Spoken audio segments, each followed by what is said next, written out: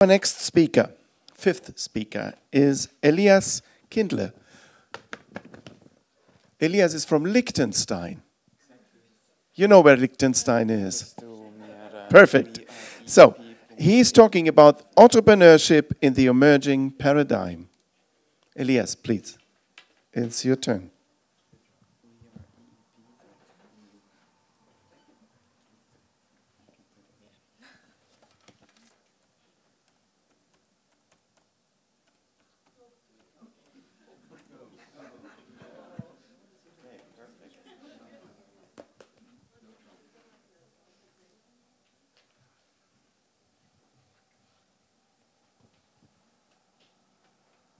Yeah, hello everybody. I'm really honored to speak in front of this crowd, this very international crowd.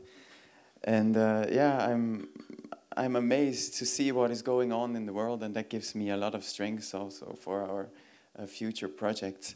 So my name is Elias. I'm from Liechtenstein. It's actually not so far away. It's how many hours? Maybe 3 hours away in the middle of the Alps, and 3 hours. Yeah, by train it's a bit long, but. Yeah, we are doing some cool projects there, and I want to talk about one that we are doing. And I want to start with a quote. Maybe one or another knows from whom it is. It goes like this: "We cannot solve our problems with the same thinking we used to create them." Einstein, I heard it already. I think that is an amazing quote, and it goes so well also with organizations. The way we organize right now, that needs to change, like how we have meetings, how we sit together, how we go for change, how we involve people. And that's what we actually try to figure out. How can we work together? And it was with our study friends. We had a reunion in Sweden, and we thought, hey, we like to work with each other, but how can we help each other out in the things that we are doing? So we started a project called Entrepreneurship in the Emerging Paradigm. It has two, I think, important words. One is entrepreneurship, and how we understand it is that we do things to make the world better, and we do it not for profit, but for the sake, for how do you say? Of course, it's profit in another way, but not monetary profit. Let's say it like that. Social impact, sustainable development, in that direction. And the second one is the emerging paradigm. And I was thinking about how can I explain an emerging paradigm, something that is emerging. And I just could come up with some examples. For example, that we say money is not the purpose, but it's purpose-driven. Like, what is the thing that should come? It's not the money, but it's the thing that should happen. We want to move from this ego awareness to an eco awareness, so that we have not us in the center, but we as a group in a center, in a bigger environment. Then this mechanic thinking, like from A to B, or we are like this part of a machinery, this we want to get rid of. We want to have an organic development, also in organizations, that we can come as people to an organization and not just as part of a machinery. One other thing, like, is this mindset of patenting, like this idea, this is mine. And in the emerging paradigm, I think this sharing ideas with each other, like believing that others can also support, can also benefit from an idea, that's what we want to bring to this world.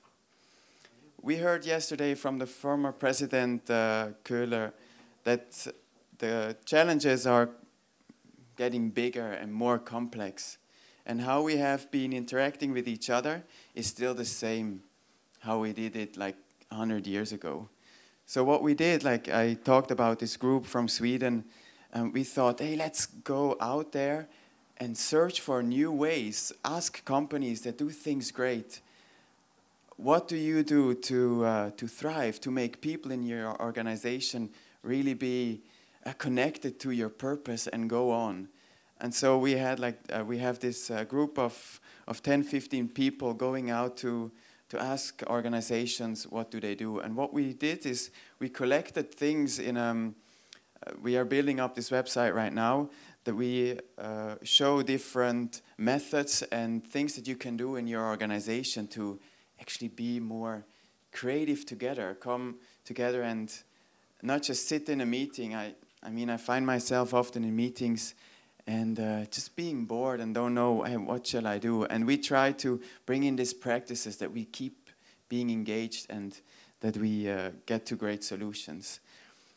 So what we are trying here is to set up a page where we see different ways of working together. And I want to give you a couple of examples. I don't know, have you heard of check-ins and check-outs? Do you, in a meeting, have you ever checked in a meeting? Sure. I think with young people, or when I work with youngsters, I also say, hey, let's get together. And first we just arrive in this meeting. We just ask ourselves, how are we? And then we make a round of what is going on. Are you doing well? And like that you can, like what is bothering normally, like in the meeting, oh, I should go to the grocery store, or my mother is sick, I have to go here and there. Like you can just lay that on the table and say, yeah, I'm not feeling so well, or I feel stressed because of this and that. And then you park it somehow. It's magical, I don't know why, but like you can just say how you feel, and then you park that and you go into the meeting and you're focused and you can engage. And the same thing is with the checkout. Like you say, you open this frame with a check-in and you close it basically with a checkout. You say, what do you take from this meeting? So everybody goes again through this meeting and thinks, hey, yeah, what is the main takeaway point, and takes it then also home. So like small things like that to be heard and to have the possibility to talk what matters or what bothers you. I think it's a human thing to bring into a group, and that also that belongs to us. Another thing that is maybe a bit more complex is the way we make decisions. I don't know how in other organizations these decisions are made, but usually it's like this, that you sit somewhere in a room and then the one that leads the group, he is then has then the final decision. It's one way of deciding something. There's also great new ways of going about decision. Has anybody of you heard about sociocracy? Yeah, here I see some Soziokratie in German, and it's really how do you say? It's refreshing to go into a meeting where you know, okay, my vote counts as much as my as the leader of the company, for example. So if I have a big concern, I can bring it in, and it has to be taken into account. And how it works, it's not just like, yeah, we sit there and then we find a solution that everybody fits. But it goes like this. It's a structured way where you can structure a meeting by just following a certain steps. For example, the first thing is you make a round of what are the facts. Like we want to build a new green building somewhere, and then we just lay the facts on the table. It's like this and this much that it costs. It's gonna be there, and we have this and this much money. Just what the facts are, that is on the table, and that we talk about. We have a round of that, and then the second round, that's usually where it gets mixed up. We mix up facts and what we feel and what we think, or this or that. And then the next round, it just goes that everybody can tell what he thinks about it. Everybody has to say, yeah, I find this a good idea because this and that. And then the clue of the next round is that you are actually allowed to change your opinion. And not just like, yeah, I have to think about it 10 days, but within 5 minutes I can change my opinion and say, yeah, thank you for your new inputs. My idea is now this and that.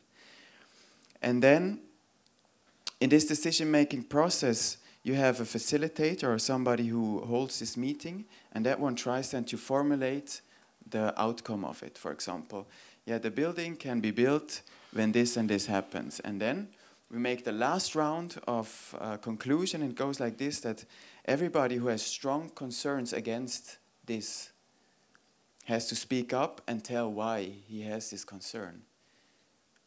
And this has to be taken into account for the final decision. So it's not, maybe you guys know the consensus-oriented approach. It's like you see what everybody likes, and everybody has like, how do you say, it has to work for everybody. And this one is another approach. It's more like, if I really have big concerns, I have to tell it. And if I have small concerns, I think people always have some small concerns, but it doesn't always matter. So like this, also projects can move on with this kind of decision making. And we tried in a couple of sentences, put it into our toolbox and give a link to a better description. This was just one description of a method. I think we are all very, to finish this, I have a third practice that I really love to do. We saw a movie about hiking up the mountains, and I think there also things happen, like being outside, moving around. There when you're blocked, things can just get unblocked, and you get to this idea. And it's one practice called wisdom walk. I don't know who has ever been in an organization where a person said, hey, let's go out and have a quick walk outside and talk about this issue. I see some hands. That's amazing. Because imagine, like you're working on the computer, you think about this problem and you just can't solve it. Isn't it the most amazing thing to take a colleague by the hand and saying, could we please go for a small walk and talk about a solution for this and this problem? And like magic, being outside, having fresh air, having this walking movement, things start happening inside of you, and you get just to new ideas and most probably also to your solutions. So those kinds of things we are searching in this emerging paradigm, or when we are, or like when we work together, how can it be more effective? How can it be smarter? How can it be more joyful? How can we come as our true selves to work? Yeah, I think there is a lot of methods and ideas here in the room, and I would really love to talk about it in the upcoming days with you. So if you have new methods, new ideas that you think that would exactly be something for you, for your website, please come up to me and I would be happy to hear your story. Thank you very much.